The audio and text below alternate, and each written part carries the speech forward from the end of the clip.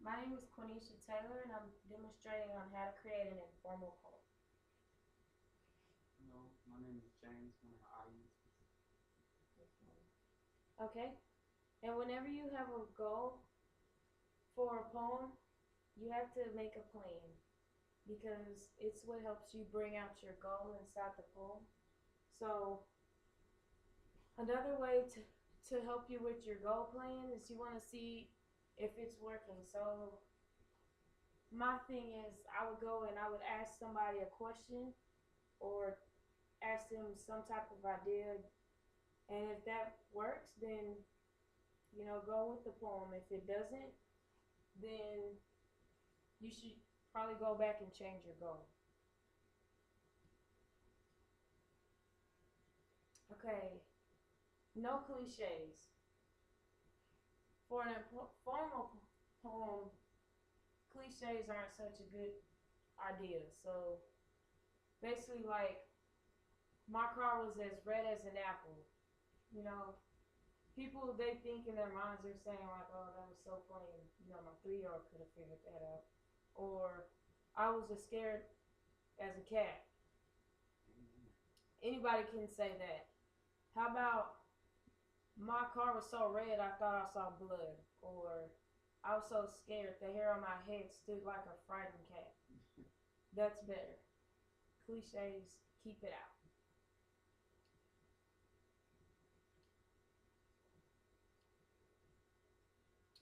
Imaging. Whenever you're creating a poem, you want to give your audience a vision or a message, because basically whenever you have a poem and you don't have a vision or a message, you're basically wasting your time and the other person's. It's always good to have a vision or a message, because a poem is basically a very freestylish way to say or give somebody a heart to heart, some type of information. So it would be great to put your message that way. And basically, where a poem with no message is no meaning.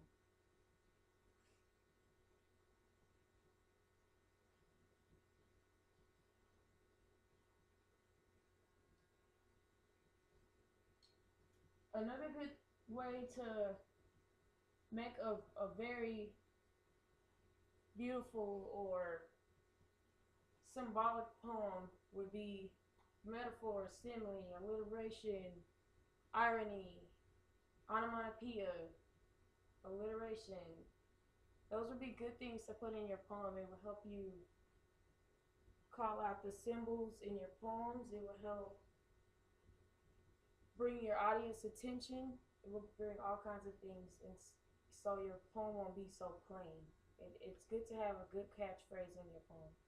So it doesn't have to have a metaphor, or simile, or irony, but it would really help and foreshadow it.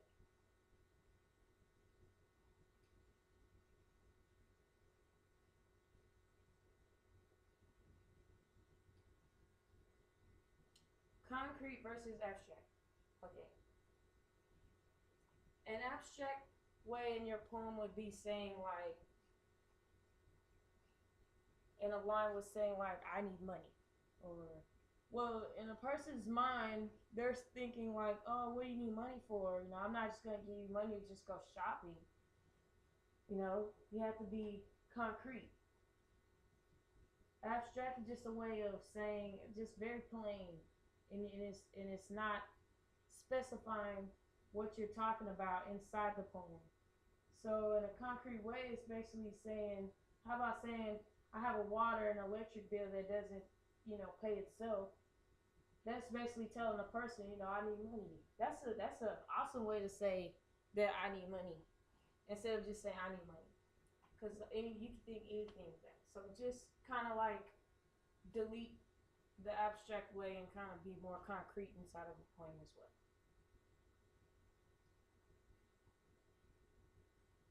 I know you don't have to rhyme in a poem, but if you want somebody's attention, it'll be very good to rhyme.